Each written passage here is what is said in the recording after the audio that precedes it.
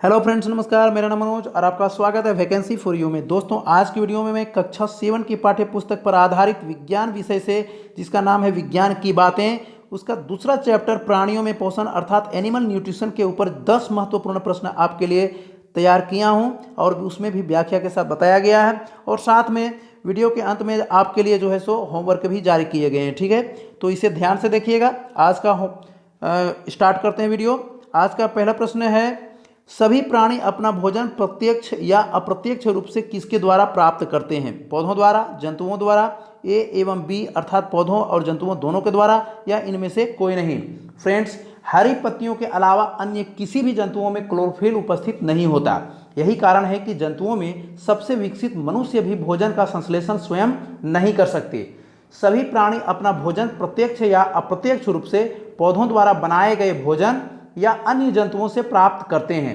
सभी जंतु मानव सहित परपोषी होते हैं तथा उनके पोषण की विधि को परपोषण विधि भी कहा जाता है। इसे भी याद रखिएगा। ठीक है, तो इस प्रश्न का उत्तर जो है सो सी होगा, क्योंकि मनुष्य जो है सो अपना भोजन पौधों और जंतुओं दोनों के द्वारा प्राप्त करता है। अगला प्रश्न देखें, आहार के आधार पर परपोषियों को कितने वर्गों में बांटा गया है? शाकाहारी और मांसाहारी, शाकाहारी, मांसाहारी और सर्वाहारी, शाकाहारी, मांसाहारी, सर्वाहारी एवं बेरोजगारी, या उपर्युक्त में से कोई भी नहीं। तो फ्रेंड्स, सभी जंतु परपोषी कहलाते हैं। परपोषियों को आहार की आधार से या दृष्टि से 3 वर्गों में बांटा गया है। शाकाहारी जो पेड़ पौधों से अपना भोजन प्राप्त करते हैं, मांसाहारी जो अपना भोजन केवल अन्य जंतुओं से प्राप्त करते हैं, तथा तीसरा सर्वाहारी जो अपना भोजन पेड़ पौधों एवं जंतुओं दोनों से प्राप्त करते हैं। अर्थात यहाँ उत्तर जो है सो बी होगा, शाकाहारी, मांसाहारी एवं सर्वाहारी। फ्रेंड्स, इसे भी याद रखिएगा कि मनुष्य एक सर्वाहारी प्राणी है, क्योंकि यह जो है सो पेड़ पौधों और जंतुओं दोनों से प्राप्त करता है अपना भोजन। ठीक है, अगला प्रश्न देखें। अगला प्रश्न है, मधुमक्खियों में भोजन अंतर्ग्रहण करने की कौन सी विधि है? चूसन, काटना, चबाना या स्पंजी? फ्रेंड्स, हम जानते हैं कि विभिन्न जीवों में भोजन प्राप्त करने की विधियां अलग अलग होती हैं। प्राणियों में भोजन अंतर्ग्रहण की विभिन्न विधियां हैं, जैसे छीलना, चबाना, काटना, पकड़ना, निगलना, साइफनी, स्पंजी, चूसन आदि। इनमें मधुमक्खी चूसन विधि से भोजन का अंतर्ग्रहण करता है, अर्थात फूलों से रस मधुमक्खी चूस चूस करके अपना भोजन का अंतर्ग्रहण करता है। ठीक है, तो इसका उत्तर जो है सो चूषण ही होगा। अगला प्रश्न देखें, निम्न में से किस जीव में कुटपात के द्वारा भोजन का अंतर्ग्रहण होता है? अजगर, पक्षी, चूहा या अमीबा? फ्रेंड्स, जैसा कि पिछले प्रश्न के उत्तर में आपने जाना कि प्राणियों में भोजन के अंतर्ग्रहण की विभिन्न विधियां होती हैं, उसी तरह एक कोशिकीय जंतु प्रोटोजोआ जैसे अमीबा में भोजन अंतर्ग्रहण कुटपात के द्वारा होता है। तो इसका उत्तर जो है सो अमीबा होगा, क्योंकि कुटपात के द्वारा अमीबा में भोजन अंतर्ग्रहण होता है। अजगर अपने मुख के से आहार को पूरा निगल जाता है, इसे भी याद रखिएगा। पक्षी जो है सो दाने या कीड़ों मकोड़ों अपनों चोंच से पकड़ पकड़ करके खाते हैं, तथा चूहा जो है सो अपने भोज्य पदार्थों को कुतर कुतर कर खाता है। ठीक है, इसे याद रखिएगा।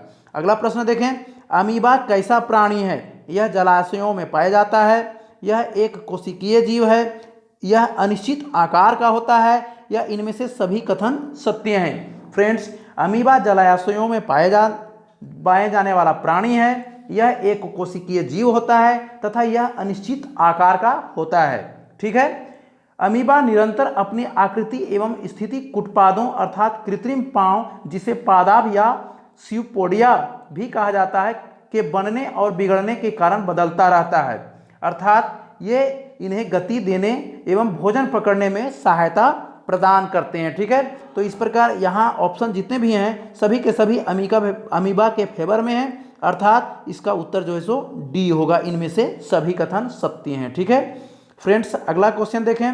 अगला प्रश्न है, पाचन जो कोशिका के भीतर होता है क्या कहलाता है? कोशिका के भीतर अंतः कोशिका पाचन, बाह्य कोशिका पाचन, ए एवं बी दोनों, या इनमें से कोई नहीं? फ्रेंड्स, जो पाचन कोशिका के भीतर होता है उसे अंतः कोशिका पाचन कहते हैं। ठीक है, तो इसका उत्तर जो है सो ए होगा, अंतः कोशिका पाचन। तथा जो पाचन कोशिकाओं के बाहर होता है वह बाह्य कोशिका पाचन कहलाता है। ठीक है, अगला प्रश्न देखें, कौन सा जीव भोजन का आभास होने पर वह खाद्य कण के चारों ओर कुटपाद विकसित करता है और भोजन को घेर लेता है? अमीबा, गिरगिट, हाइड्रा या इनमें से कोई नहीं? फ्रेंड्स, जब अमीबा को भोजन का आभास होता है तो वह खाद्य कण के चारों ओर कुटपाद विकसित करता है और भोजन को पूरी तरह घेर लेता है और अंततः निगल लेता है। इसका उत्तर जो है सो अमीबा होगा। ठीक है, अगला प्रश्न देखें। अगला प्रश्न है, हाइड्रा किस प्रकार का जंतु है? एक कोशिकीय, बहुकोशिकीय, ए एवं बी दोनों या इनमें से कोई नहीं? फ्रेंड्स, हाइड्रा एक बहुकोशिकीय जंतु है। इसका उत्तर जो है सो बहुकोशिकीय होगा, जिसकी मुख्य गुहा का छिद्र अंतर्ग्रहण और उत्सर्जन के लिए एक ही होता है, अर्थात मुंह से ही खाता है और मुंह से ही गंदे पदार्थों को बाहर निकालता है। ठीक है, अगला प्रश्न देखें। अगला प्रश्न है, मनुष्य के में मुख्य अंतर्ग्रहण, भोजन अंतर्ग्रहण का अंग कौन सा है? हाथ, मुंह, अमाशय या इनमें से कोई नहीं? फ्रेंड्स, मनुष्य भोजन को मुंह से ग्रहण करते हैं, तो इसका उत्तर जो है सो मुंह होगा। ठीक है, इस प्रक्रम को अंतःग्रहण कहते हैं, अर्थात मनुष्यों में भोजन अंतःग्रहण का अंग मुंह होता है। अगला प्रश्न, ग्रास नली, अमाशय, छोटी आंत इत्यादि मिलकर किस तंत्र का निर्माण करते हैं? कंकाल तंत्र, पाचन तंत्र, तंत्रिका तंत्र या इनमें से कोई नहीं? फ्रेंड्स, जीव जंतु में भोजन, मानव का पाचन तंत्र सबसे ज़्यादा सुविकसित होता है। यह मुख, ग्रासनली, अमाशय, छोटी आंत, बड़ी आंत, मलाशय एवं गुदा से बना होता है। आहार नाल, पाचक ग्रंथियां तथा पाचन क्रिया मिलकर पाचन तंत्र का निर्माण करते हैं, अर्थात ये सभी जो है सो मिलकर के पाचन तंत्र का निर्माण करती हैं। ठीक है, तो फ्रेंड्स, आज का वीडियो बस इतना ही। आज का वीडियो कैसा लगा इसे हमें कमेंट के माध्यम से जरूर बताएं।